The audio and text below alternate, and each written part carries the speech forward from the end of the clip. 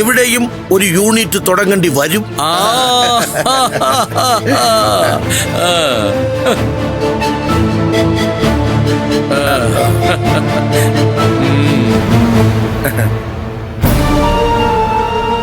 കീർത്തിയുടെ കാര്യത്തിൽ ഇനി എന്ത് ചെയ്യും? സദാശിവനങ്ങൾ പറഞ്ഞ പോലെ എസ് പി അങ്കിളിനെ വിവരം അറിയിച്ച അവളുടെ സ്ഥിതി കൂടുതൽ കഷ്ടാവും.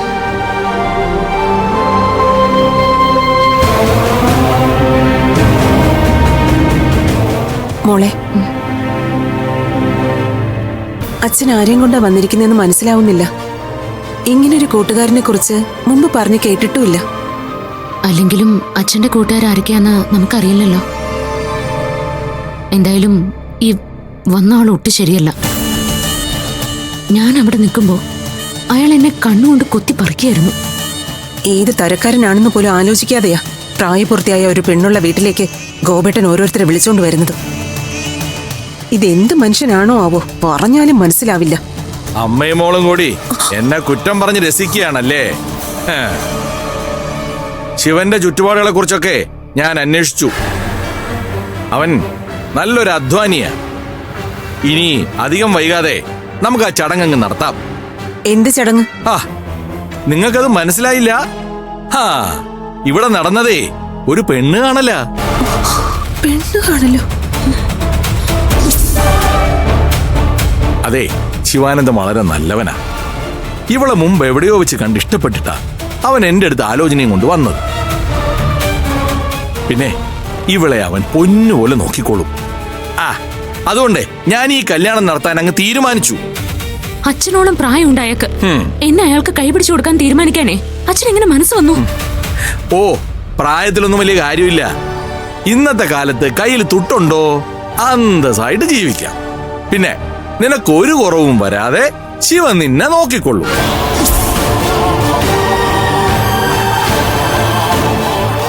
ജീവിതത്തിൽ ഇന്നുവരെ സന്തോഷം എന്തെന്നറിയാത്തവളാ നീ.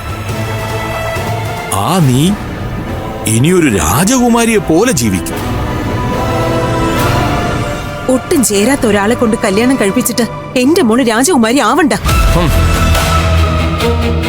കല്യാണം നടന്നില്ലെങ്കിൽ നടന്നില്ലെന്നേ ഉള്ളൂ. ഇത്തരം ഒരു ബന്ധത്തിന് ഞാൻ ജീവിച്ചിരിപ്പുണ്ടെങ്കിൽ സമ്മതിക്കില്ല. നിന്റെ എതിർപ്പൊന്നും ഞാൻ കാര്യമാക്കുന്നില്ല. ഞാൻ ഈ കല്യാണം നടത്തുക തന്നെ ചെയ്യും. അച്ഛൻ എന്തിനാ എന്നോട് ഇങ്ങനെ ദേഷ്യം കാണിക്കുന്നേ? ഓർമ്മ വെച്ച കാലം മുതൽ വെറുപ്പോടെ അല്ലാതെ എന്റെ നേരെ ഒന്ന് നോക്കിയിട്ട് പോലുമില്ല. അതൊക്കെ സഹിച്ചാ ഞാനിവിടെ കഴിയുന്നത്. അതിന്റെ കൂടെ ഇങ്ങനെ ഒരു കല്യാണം നടത്തി എന്നോട് ക്രൂരത കാണിക്കണമെന്ന് അച്ഛനൊന്ന് ആലോചിക്കുക.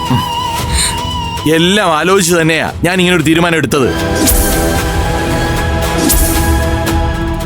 എന്റെ മോൾക്ക് നീ നിന്റെ ഇഷ്ടത്തിന് കല്യാണം നടത്തി.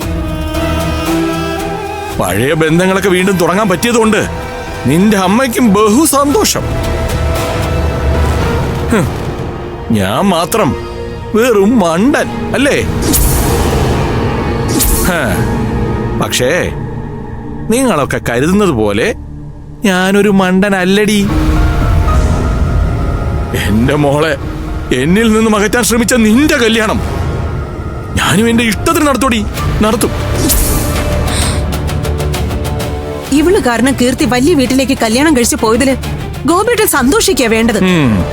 നമുക്ക് സ്വപ്നം കാണാൻ പോലും അർഹതയില്ലാത്ത ബന്ധമല്ലേ നമ്മുടെ മോക്ക് കിട്ടിയത്. ശില്പയ്ക്ക് അതുപോലൊരു കുടുംബത്തിൽ നിന്ന് കൊള്ളാവുന്ന ഒരു ചെറുപ്പക്കാരന്റെ ആലോചന കൊണ്ടുവാ. സന്തോഷത്തോടെ ഞാൻ ഇവളെ കൈപിടിച്ച് ഏൽപ്പിക്കും. നീ എന്താടി കരുതിയിരിക്കുന്നത്? നിന്റെ പഴയ കാമുകൻ സത്യപ്രതാപന് മാത്രമേ കുടുംബവും കുലമഹിമയും ഉള്ളൂ എന്നാണോ? ആ കുടുംബമഹിമയൊക്കെ എനിക്കറിയാം. സത്യന്റെ കുടുംബത്തിന് എന്ത് കുഴപ്പ ഗോപേട്ടൻ കണ്ടത്? എടീ, അതേ നിന്റെ കാമുകന്റെ കുടുംബമാ. അത് തന്നെ അടി ഏറ്റവും വലിയ കുഴപ്പവും. എന്റെ മോളെ നിന്റെ പഴയ കാമുകന്റെ കുടുംബത്തിലേക്കാ ഇവള് കെട്ടിച്ചു കൊടുത്തത്.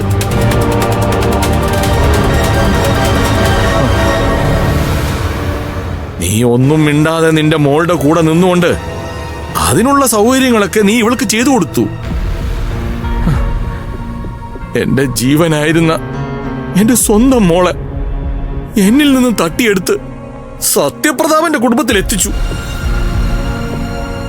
ഇനി നീയും ഇവളും കൂടി അങ്ങോട്ട് കുടിയേറും. അതോടെ ഞാൻ ഒറ്റപ്പെടും. അത് തുടയാൻ ശില്പയുടെ കല്യാണം ഞാൻ എന്റെ ഇഷ്ടത്തിന് നടത്തുക തന്നെ ചെയ്യും. ഏത് സത്യപ്രതാപനാ തടയാൻ വരുന്നതെന്ന് എനിക്കൊന്ന് കാണണം. നിങ്ങള് തെറ്റിദ്ധരിച്ചിരിക്കുക. സത്യൻ കോളേജിൽ സീനിയറായി പഠിച്ച എന്റെ സുഹൃത്ത് മാത്ര. കള്ളം പറയണ്ട. കഥകളൊക്കെ ഞാൻ അറിഞ്ഞു.